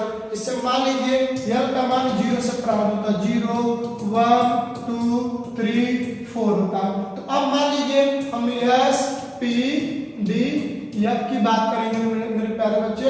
तो S के लिए तो हम देखिए S के लिए क्या होता है, L का मान 0 होता है, P के लिए हमारे 0 और 1 होता है, D के लिए 1 और अब F के लिए इस तरह करके होता है। तो अब ये चीज ध्यान देना है, ध्यान मेरे प्यारे बच्चे ये देना है कि यहाँ पर L का मान हमने क्या ले लिया, तो 2 गुणे L का मान मान लीजिए 0 ले लिया, अब प्लस 1 ले लिया, तो इसका मतलब ये हुआ तो 2 गुणे 0 बराबर क्या हो जाएगा मेरे प्यारे बच्चे, 0 हो जाएगा 0 और प्लस 1 बराबर 1। यानी देखिए n में हम क्या बोले, L का मान 0 लीजिएगा, तो हमारा ये S का जो ऑर्बिटल होगा, S का ऑर्बिटल 1 हो जाएगा, S का ऑर्बिटल क्या हो जाएगा 1 हो जाएगा 1। अब चलिए S यानी S का ऑर्बिटल और बीटल, S का ऑर्बिटल कितना हो गया 1 हो गया। हम लोग अब बात करते हैं P का, तो P में हम लोग क्या लेंगे 1 लेंगे, P में कितना लेंगे 1 लेंगे, तो 2 1 टुकड़ा करेंगे तो 2 3 यानी P के लिए कितना हो जाएगा, P के लिए हमारा 3 हो जाएगा। अब देखिए D के लिए हम क्या लेंगे, D के लिए 3 लेते हैं, तो 3 गुना के 6 1 7, यानी कोई बोलेगा आपसे 2 गुना के 4। देखिए अब कितना लेते हैं बेटा 2 लेते हैं, तो 2 गुना के 4 1 5, यानी SPD D का कितना हो जाएगा ऑर्बिटल 5 हो जाएगा, और F का कितना हो जाएगा 5 2 7 हो जाएगा। देख लीजिएगा 3 गुना के 6 1 7 हो जाएगा। यानी आपसे हमेशा कंपटीशन में पूछता रहता है कि S के पास कितने ऑर्बिटल 1 ऑर्बिटल, P के पास कितने ऑर्बिटल 3 ऑर्बिटल, D के पास कितने ऑर्बिटल 5 ऑर्बिटल, F के पास कितने ऑर्बिटल 7 ऑर्बिटल। देखिए इस ऑर्बिटल को हम लोग किस तरह भेद करते हैं, बॉक्स के रूप में, ठीक है, इस तरह हम लोग बेटा भेद करते हैं, शायद आप लोग समझ रहे होंगे इस तरह करके, ठीक है 1 2 3 4 5 6 और 1 हो गया 7। तो देखिए इसको हम लोग बोलते हैं S ऑर्बिटल, इसको PX PY PZ, इसको DXY DYZ DZX DX square Y square और DZ स्क्वायर, इस तरह व्यक्त करते हैं। तो हम लोग का बोल रहा है कि ऑर्बिटल का मान होता है तो 12 प्लस 1 होता है, 12 प्लस 1 75 का आंसर क्या हो जाएगा B is the right answer. चलिए हम लोग आगे बढ़ते हैं, हम लोग बेटा आगे बढ़ते हैं 76 के तरफ चलते हैं, 26 के तरफ बेटा देखते हैं, ठीक है। तो अब हम लोग चलते बेटा 76 के तरफ। 76 का अगला क्वेश्चन कि चक्रण क्वांटम संख्या को सूचित करते हैं, तो चक्रण क्वांटम संख्या को हम लोग सूचित करते हैं S द्वारा, किसके द्वारा, spin quantum number, spin quantum number को किसके द्वारा, S के द्वारा। चलिए हम लोग आगे बढ़ते हैं, क्वेश्चन को हम लोग आगे बढ़ा देंगे। करा है 77 पर करा कि S कक्षक की आकृति होता है बेटा गोलाकार होता है, क्या होता है स्फेरिकल होता है, गोलाकार होता है। S की आकृति बेटा कैसा होता है, गोलाकार होता है। S कक्षक की आकृति कैसा होता है, गोलाकार होता है, गोलाकार होता है। ठीक है हम लोग आगे बढ़ेंगे, हम लोग बेटा आगे बढ़ेंगे। चलिए अब कर रहा है क्वेश्चन नंबर 78 कर रहा है, कह रहा है कि P कक्षक की आकृति होती है, ये बेटा डम्बलकार होती है। किस तरफ होती है, डम्बलकार होती है, तो हम लोग पोली बोलते हैं, क्या बोलते हैं, पोली। ठीक है चलिए हम लोग आगे बढ़ते हैं, यानी डम्बलकार होती है, इसका C हो जाएगा, क्या हो जाएगा, C हो जाएगा। ठीक है, सी हो जाएगा। अब हम लोग आगे बढ़ते हैं, क्वेश्चन नंबर हम लोग देखते हैं 79 की तरफ। 79 क्वेश्चन देखते हैं बेटा, कर रहा है क्वेश्चन की n प्लस l का मान, n प्लस l का नियम किसने दिया? ये भाई तो सभी लोग जानते हैं, आप बाउस सिद्धांत ने दिया था। कहा था कि सबसे पहले नंबर कम ऊर्जा वाले कम ऊर्जा वाले इलेक्ट्रॉन को भरा जाता है, यानी जिस ऑर्बिटल की ऊर्जा सबसे कम होती है पहले उसको इलेक्ट्रॉन दिया जाता है, उसके क्रम में बढ़ता जाता है। तो ये n प्लस l का नियम किसने दिया? अब्बाहू ने दिया था। किसने दिया था? अब्बाहू ने दिया था। चलिए हम लोग आगे बढ़ते हैं, क्वेश्चन नंबर हम लोग 80 देखते हैं। 80 क्वेश्चन नंबर 80 देखते हैं। करा दक्षिणावर्ती को सूचित करते हैं बेटा, दक्षिणावर्ती और वामावर्ती दो होता है। एक तो हमारा होता है क्लॉकवाइज, एक तो होता है क्लॉकवाइज और एक तो होता है एंटी क्लॉकवाइज। एंटी क्लॉकवाइज होता है। मेरे प्यारे बच्चे, क्लॉकवाइज में तीर ऊपर होता है, एंटी क्लॉकवाइज में तीर नीचे होता है। इसमें +1/2 होता है, इसमें -1/2 होता है। तो क्या करा है? क्लॉकवाइज को दक्षिणावर्ती बोलते हैं। क्या बोलते हैं? दक्षिणावर्ती बोलते हैं। तो ए इज द राइट आंसर। दक्षिणावर्ती में क्या हो जाएगा? +1/2 तीर ऊपर। ठीक है, अब हम लोग आगे बढ़ते हैं,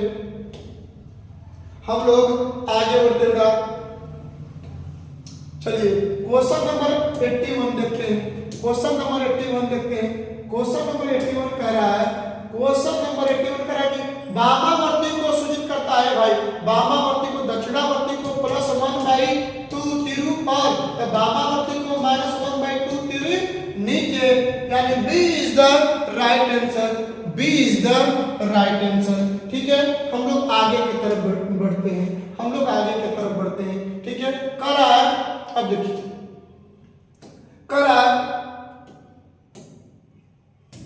क्वेश्चन कर रहा है मेरे प्यारे बच्चे,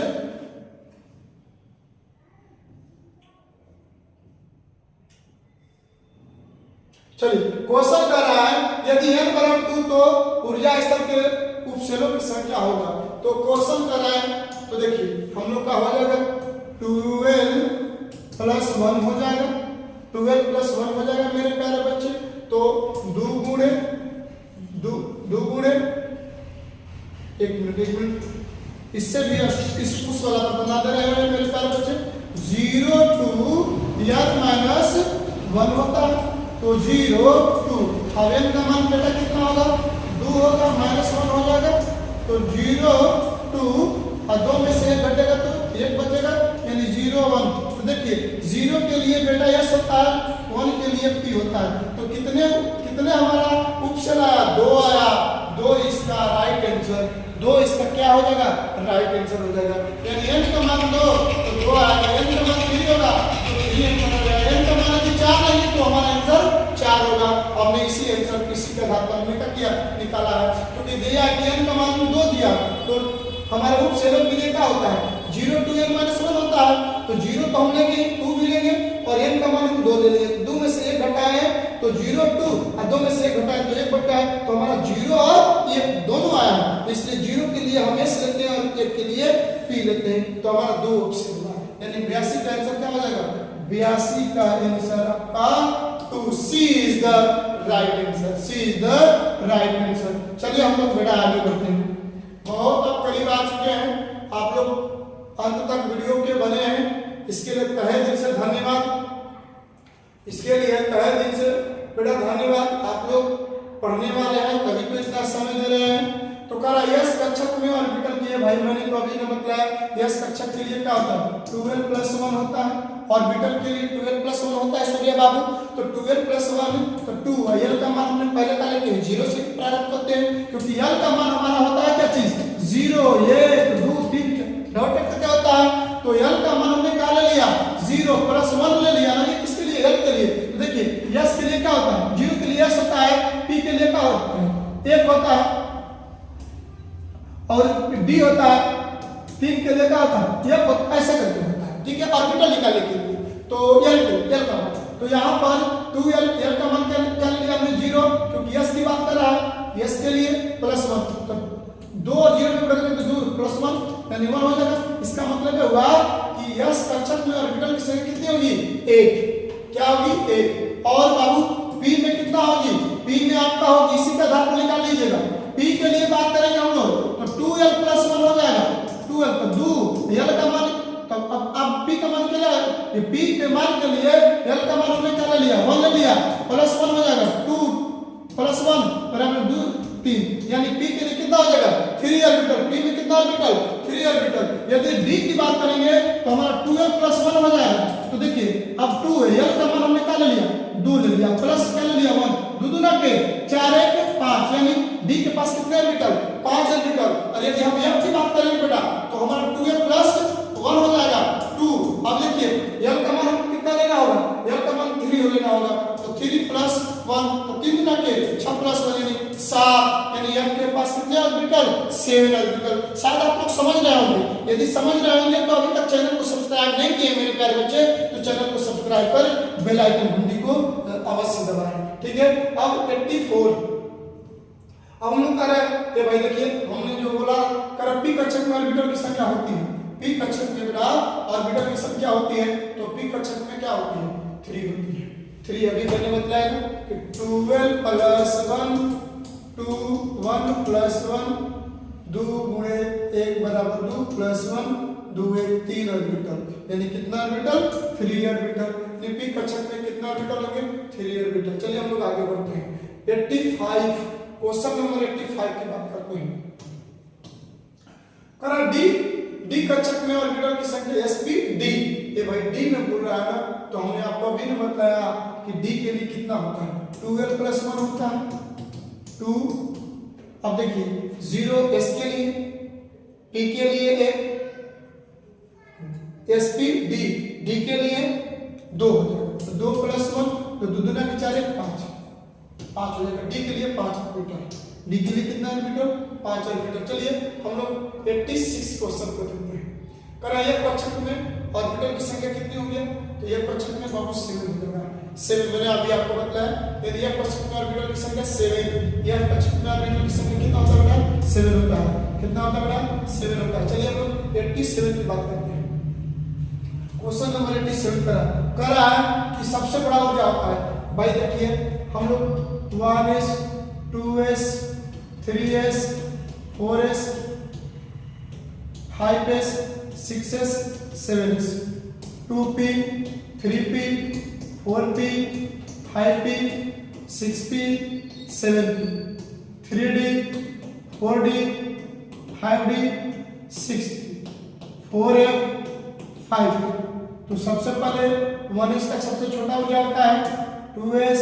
ऊपर से बेटा हम नीचे आते हैं, ऊपर से बेटा क्या होते हैं हम नीचे आते हैं, ऊपर से नीचे आते हैं। तो हम लोग कहेंगे कि सबसे छोटा ऊर्जा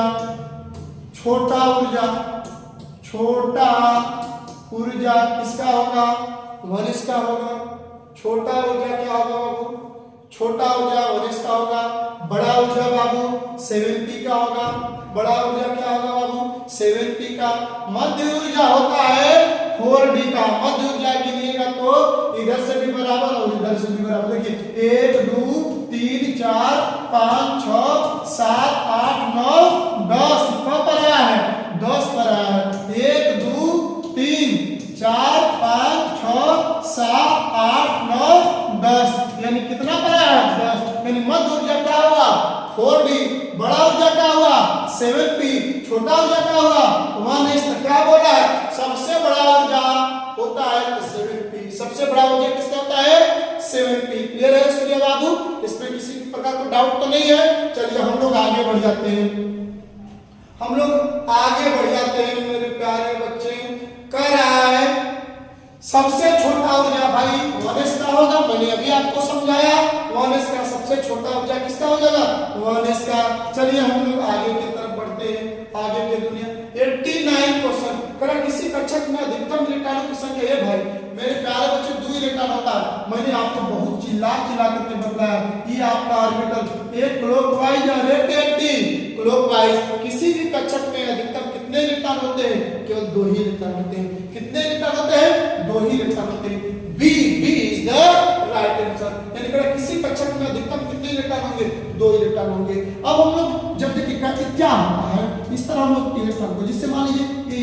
है ये क्या होगा, पी के पास 3 ऑर्बिटल होता है, मतलब 3 बॉक्स होता है, तो हम लोग एक एक इलेक्ट्रॉन भर देते हैं। जब दूसरा इलेक्ट्रॉन भरने की बारी आती है तब एंटी क्लॉक में भर देते हैं। तो हम किसी भी बॉक्स में किसी भी ऑर्बिटल में 2 ही इलेक्ट्रॉन लेते हैं, 2 से ज्यादा नहीं लेते हैं, ठीक है। अब हम लोग का कोई बोला किसी कक्षक में अधिकतम इलेक्ट्रॉनों की संख्या कितना होगा, तो 2, कितना होगा, 2 होगा। चलिए हम लोग अब 90 क्वेश्चन पर एंट्री करते हैं, 90 क्वेश्चन पर बेटा एंट्री करते हैं। करा किसी भी कक्षा में ऑर्बिटल में इलेक्ट्रॉनों की संख्या अधिकतम होती है 2n स्क्वायर बेटा, 2n स्क्वायर। देखिए ये इस तरह होता है, थोड़ा सा समझिएगा, 2n स्क्वायर, ठीक है। अब मान लीजिए ये नाभिक हो गया, ये जब बाबू नाभिक हुआ तो 1 2 3 4 5 हो गया। अब मेरे प्यारे बच्चे इसको K L M N बोलते हैं, ठीक है। अब देखिए ये energy E1 E2 E3 E4 E5 घटित होता है। तो कह रहा है कि n का मान देखिए, n का 2 गुणे n का मान हम 1 लेते हैं, क्या लेते हैं, 1 लेते हैं। तो 1 का स्क्वायर, तो देखिए 2 गुणे 1 का स्क्वायर 1 ही होगा, तो 2 यानी 2 इलेक्ट्रॉन, यानी प्रथम कक्ष में कितने इलेक्ट्रॉन बेटा होंगे, 2 इलेक्ट्रॉन होंगे। अब देखिए 2n स्क्वायर 2 n का मान 2 लेते हैं, 2 का स्क्वायर 2 गुणे 2 ना के 4 ना के 8 इलेक्ट्रॉन। दूसरे कक्ष में कितने इलेक्ट्रॉन, 8 इलेक्ट्रॉन। तीसरे में तितरी के 9 दुना के 18 इलेक्ट्रॉन। चौथे में चौचाओं के 16 दुना के 32 इलेक्ट्रॉन। पांचवें में बाबू कितने, 5 से 25 दुना के 50 इलेक्ट्रॉन। जिसका पूछे, जिस कक्षक का इलेक्ट्रॉन पूछेगा उससे स्क्वायर करके दूसरे गुना कर देंगे। मान लो पूछ दिया कि छठवें कक्ष में इलेक्ट्रॉनों की संख्या क्या होगा, इसी फॉर्मूला का प्रयोग करेंगे, 6 के 36 दुना के 72। क्योंकि 7वें कक्ष में इलेक्ट्रॉनों की संख्या क्या होगा, तो 7 × 49 दुना के 98 इलेक्ट्रॉन। कोई पूछ दे कि 10वें कक्ष में इलेक्ट्रॉनों की संख्या क्या होगा, तो 10 दाई में 100 गुना के 200 इलेक्ट्रॉन होगा, ठीक है। तो यदि आपको समझ में आ रहा है तो n बराबर यदि हम लोग 17 इलेक्ट्रॉन n बराबर 17 में 17वें कक्ष में इलेक्ट्रॉनों की संख्या क्या होगा, बदला करके आंसर कमेंट करके बताइएगा कि 17वें कक्ष में इलेक्ट्रॉनों की संख्या क्या होगा। मेरे प्यारे बच्चे 17वें कक्ष में इलेक्ट्रॉनों की संख्या क्या होगा, तो कोई बोला किसी कक्षक में इलेक्ट्रॉनों की अधिकतम संख्या क्या होगा, 2n स्क्वायर। क्या होगा मेरे प्यारे बच्चे, 2n स्क्वायर, ठीक है। चलिए अब हम लोग 91 के तरफ चलते हैं, 91 के तरफ चलते हैं, 91 के तरफ चलते हैं। करा सोडियम परमाणु में कोर इलेक्ट्रॉन क्या होता है। देखिए सोडियम का संख्या क्या होता है, यानी इसका इलेक्ट्रॉनिक विन्यास निकाले तो हम लोग 11 होता है। परमाणु संख्या 2 8 और 1। देखिए अब ये संयोजकता, जो इलेक्ट्रॉन को त्याग करता है ग्रहण करता है वो संयोजकता होता है। किसी भी तत्व का संयोजकता क्या होता है, ग्रहण को त्यागना है, इलेक्ट्रॉन को ग्रहण करना है, इलेक्ट्रॉन को त्यागना ही संयोजकता कहलाता है, वैलेंसी कहलाता है। तो एक हमारा वैलेंसी हो जाएगा, संयोजकता होगा। लेकिन संयोजी इलेक्ट्रॉन को छोड़कर बाकी सभी इलेक्ट्रॉन को कोर इलेक्ट्रॉन बोलते हैं। क्या बोलते हैं, कोर इलेक्ट्रॉन। तो कोर इलेक्ट्रॉन बेटा कितना हो गया, 10, यानी सोडियम में कोर इलेक्ट्रॉन कितना हो गया, 10 हो गया। सोडियम में कोर इलेक्ट्रॉन बेटा कितना हो गया, 10 इलेक्ट्रॉन हो गया। सोडियम में कितने इलेक्ट्रॉन हो गया बाबू, कोर इलेक्ट्रॉन 10। अब कर रहा है कैल्शियम की संयोजकता, कैल्शियम का बेटा 20 होता है। तो इलेक्ट्रॉनिक निकालेंगे तो 2 8 8 8 और 2 होता है।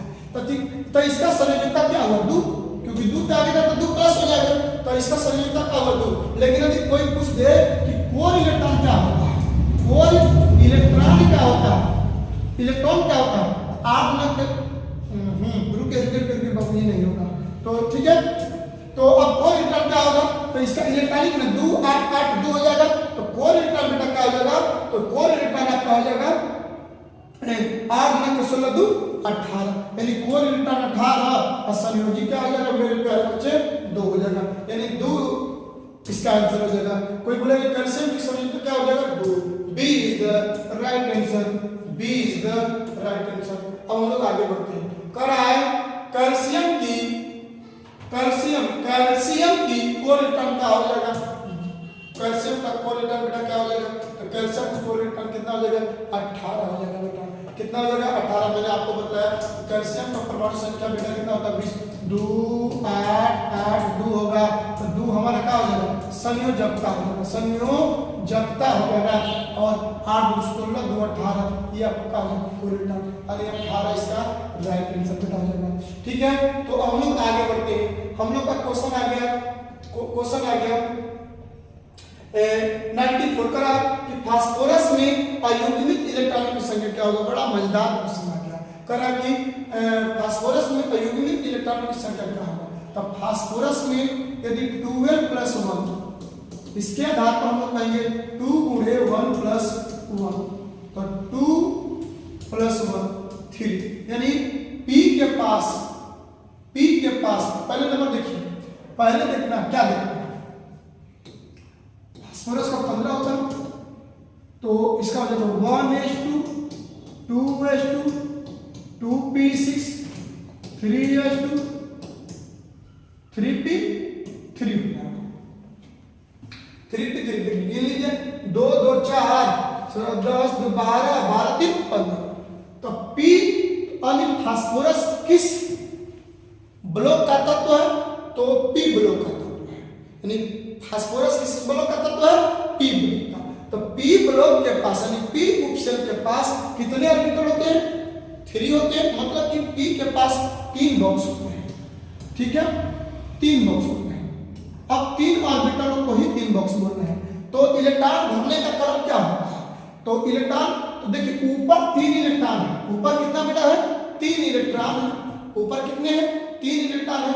तो 3 इलेक्ट्रॉन को भरने का पहले प्रत्येक बॉक्स को एक इलेक्ट्रॉन देते हैं, तो 3 इलेक्ट्रॉन है, तो तीनों जब जोड़ा लग जाता तो अयुग्मित इलेक्ट्रॉन नहीं होता, लेकिन इसमें जोड़ा नहीं है, क्योंकि मैंने आपको बताया कि किसी भी कक्ष में अधिकतम कितने इलेक्ट्रॉन होते हैं, 2 इलेक्ट्रॉन, जो पेयर्स नहीं है, इनका सही जोड़ा नहीं लगा है, तो इसलिए तीनों खाली है, तो इसलिए इसमें अयुग्मित इलेक्ट्रॉन कितना होगा, 3 होंगे।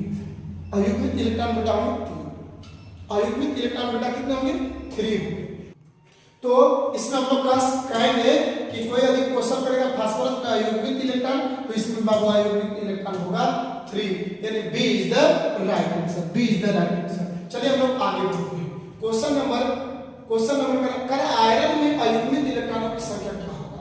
ये मेरे प्यारे बच्चे आयरन में सबसे पहले नंबर देखिए क्या कर रहा है, सबसे पहले नंबर कह रहा है कि मान लीजिए 1s 2s 3s 4s 5s 6s 7s 2p 3p 4p 5p 6p 7p 3d 4d 5d 6d 4f 5f।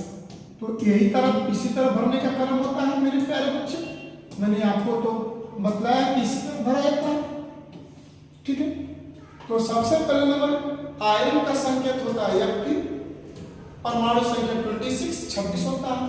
तो सबसे पहले नंबर हम लोग 1s2, उसके बाद 2s2, उसके बाद 2p6, उसके बाद 3s2, उसके बाद 3p6, उसके बाद 4s2, उसके बाद 3d। अब देखिए 3d 6 हो जाएगा, कहिएगा कि सर कैसे, तो गिन लीजिए 2 2 4 6 10 2 12 6 18 2 20 और 20 26 इलेक्ट्रॉनिक कॉन्फ़िगरेशन तो निकल गया, इलेक्ट्रॉनिक विन्यास तो निकल गया। तो D के पास मेरे प्यारे बच्चे कितने बॉक्स होते हैं, D के पास कितने बॉक्स होते हैं, sp_d 5 बॉक्स होते हैं। तो 5 बॉक्स मेरे प्यारे बच्चे होते हैं, तो इसके पास इलेक्ट्रॉन ऊपर वाला इलेक्ट्रॉन होता है, ये पेरियड होता है, आवर्त होता है, ये ब्लॉक होता है, और ऊपर वाला जो होता है वो इलेक्ट्रॉन होता है। तो D के पास कितने इलेक्ट्रॉन है, 6 इलेक्ट्रॉन है। तो इलेक्ट्रॉन भरने का पहले क्लॉकवाइज दक्षिणावर्ती सबको एक एक इलेक्ट्रॉन मैंने क्या कर दिया, दे दिया, तो 5 को तो भरा गया। अब 6वां वाला नंबर लगा देंगे, तो इसमें अयुग्मित क्या हुआ, इसमें अयुग्मित क्या हुआ, 1 1 1 और 1, तो कितना होगा 4, यानी अयुग्मित इलेक्ट्रॉनों की संख्या कितना होगा 4। आयरन में अयुग्मित इलेक्ट्रॉनों की संख्या क्या होगा 4 होगा, अयुग्मित इलेक्ट्रॉनों की संख्या क्या होगा बाबू 4 होगा, यानी 95 का आंसर सी होगा। चलिए हम लोग आगे की तरफ बढ़ते हैं। हम लोग आगे की तरफ मेरे प्यारे बच्चे बढ़ते हैं। कह रहा है कि Mg मतलब मैग्नीशियम का इलेक्ट्रॉनिक विन्यास होगा, इलेक्ट्रॉनिक कॉन्फ़िगरेशन होगा। तो मेरे प्यारे बच्चे Mg का एटॉमिक नंबर 12 होता है, 12 होता है। यदि इसका इलेक्ट्रॉनिक कॉन्फ़िगरेशन निकालें तो 1s2 2s2 2p6 3s2 1s2 2s2 2p6 3s2। ठीक है, तो अब गिन लीजिए, ऐड कर लीजिए मेरे प्यारे बच्चे। 2 2 4 6 10 2 12। तो इसमें मिलाइए, आपका आंसर क्या है? 3s2 कहाँ है? 3s2 1s2 2s2 2p6 3s2, यानी 96 का A is the right answer. यानी Mg का इलेक्ट्रॉनिक विन्यास क्या हो जाएगा? 1s2 2s2 2p6 3s2। तो मेरे प्यारे बच्चे, हमको जहां तक लग रहा है कि आपको समझ में आ चुका है। यदि किसी भी प्रकार का आपको प्रॉब्लम है, डाउट है, तो एक बार मैं आपको अपना कॉन्टेक्ट नंबर दे रहा हूं 62 99 46 93 66, यानी 6299 469366। इस नंबर पर आप लोग कांटेक्ट कर लेंगे और कर करके कोई भी प्रकार का प्रॉब्लम होगा तो उस प्रॉब्लम को हम लोग दूर कर देंगे। ठीक है, तो अभी तक मैं एक बार पुनः चाहूंगा कि यदि चैनल को सब्सक्राइब मेरे प्यारे बच्चे नहीं किए हैं तो चैनल को सब्सक्राइब कर बेल आइकन घंटी को दबाएं, क्योंकि आपका एक सब्सक्राइब